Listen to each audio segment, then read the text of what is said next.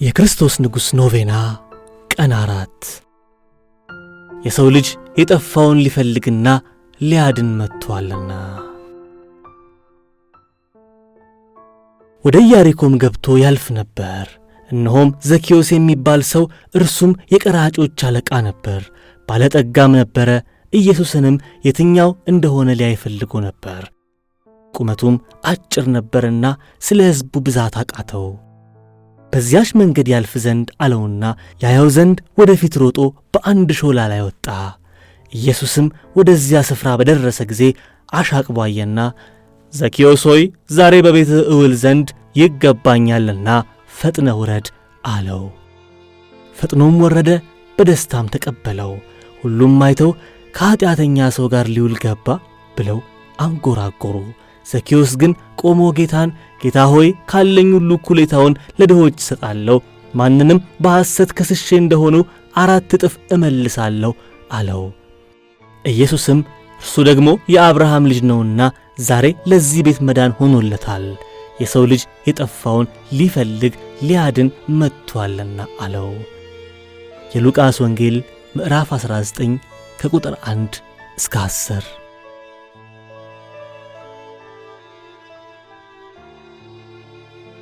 ቀራጮች በአይሁድ ወንድሞቻቸው በትዝብት የሚታዩ ወገኖች ነበሩ።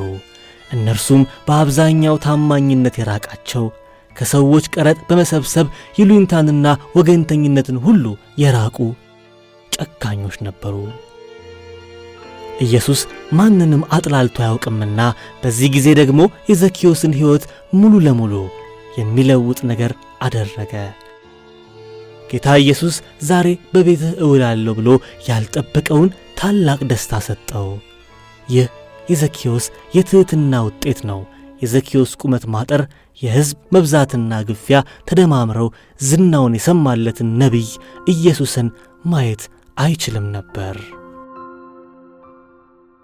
ዘኬዎስ ባለገንዘብ፣ በአካባቢው የሚታወቅ የሥራ ኃላፊ ትልቅ ሰው ነው። ትልቅ ሰው ራሱን ትሑት ሊያደርግ ቢችል እንኳን ከሕዝብ መሃል ሰው ለማየት ዛፍ ቢወጣ የልጅ ተግባር ይመስላል። ድሮ ንጉሥ ዳዊት ክብሩን ትቶ በታቦት ፊት የደነሰውን ያህል ዘኬዎስ በኢየሱስ ፊት ክብሩን ተወ። እግዚአብሔር ሰውን በሥራው እንዲፈርድበት ወደ ታች አልተመለከተም። ጌታ ዝቅ ብሎ እግር ያጠበው ሰው ከወደቀበት ወደ ክብር ሊመልሰው ነው። ድሃ ሰው ከጉስቁልናው መዳንን ይናፍቃል። ከዚያ በላይ ደግሞም እግዚአብሔር እንዲያድነው ይፈልጋል። የቀድሞ ስህተቶቼ የእግዚአብሔርን ዓይን ወደ እኔ ከመመልከት አይጋርዱም።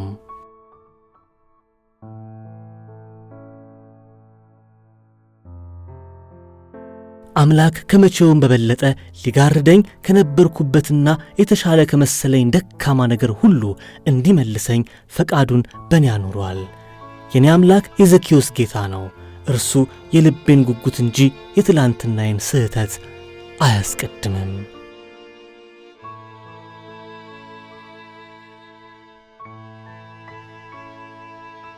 ዘኬዎስ ፈጥኖ ወረደና የጓጓለትን ጌታ በቤቱ ተቀበለ። የንስሐውንና የቀኖናው ፍጥነት በልቡ ተሸክሞት የኖረ በደል እንደሆነ ያስታውቃል። ምንም እንኳን እየዘረፈና ሀብትንም እያካበተ ቢኖር ተገቢ የሆነ ሀብት እያፈራ እንዳልነበረ ያውቀው ነበር። ማንም ሌባ የሚሰርቀውን በልቡ ያውቃል። ሰው እግዚአብሔርን ሲያገኝ በብርሃን ይሆናል። በኑሮ ያለ ጨለማ ሥራ ሁሉ ስለሚገለጥ ያንን ይጥላል እንጂ በብርሃን ሆኖ የጨለማ ሥራዎቹን ተሸክሞ አይሄድም።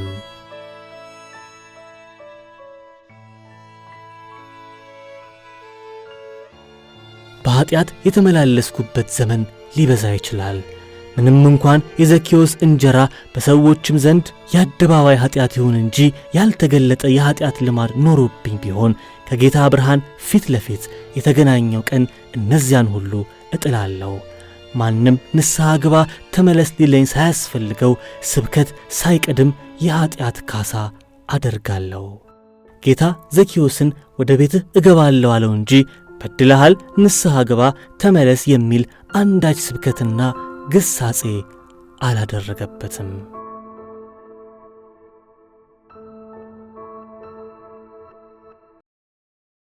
ክርስቶስ ከሁሉ በላይ የገሰጻቸው ፈሪሳውያንንና የሃይማኖት መሪዎችን ነበር።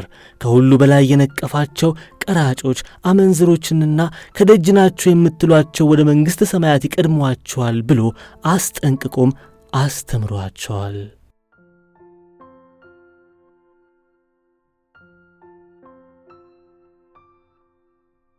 ክርስቶስን ለማየት የመጓጓት ሽልማት እርሱን የቤታችን ንጉሥ እንዲሆንልን ማግኘት ነው። የዘኪዮስ ጌታ ገንዘብ መሆኑ ቀርቶ ኢየሱስ ሆኖለታል። ክርስቶስ የእኛ ንጉሥ ሁን። አንተን ከማየት የሚከለክለን ሕዝብ፣ ቁመት፣ ገንዘብና ዝና ሁሉ ይቅርብን። አንተ ንጉሣችን ስትሆን ፍጹም በሆነ ዕረፍት ትጎበኘናለህና እርሱ ይሻለናል።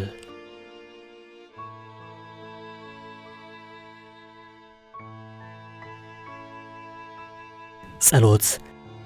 እግዚአብሔር አባታችን ሆይ አንተን ለሚፈልጉ ቅርብ ነህና እናመሰግንሃለን። ዐይኖቻችንን ወደ አንተ መልስ። ተመልክተንህ የአንተ ብርሃን በርቶልንም የሰበሰብናቸው ከንቱ መኩራሪያዎቻችንን ሁሉ ለመጣል የንስሐ ሕይወት እንድትሰጠን አንተንም የሕይወታችን ንጉሥ አድርገን እንድናርፍ ጸጋህን እንድታበዛልን በልጅህ በጌታ በኢየሱስ ክርስቶስ ስም እንለምንሃለን። አሜን።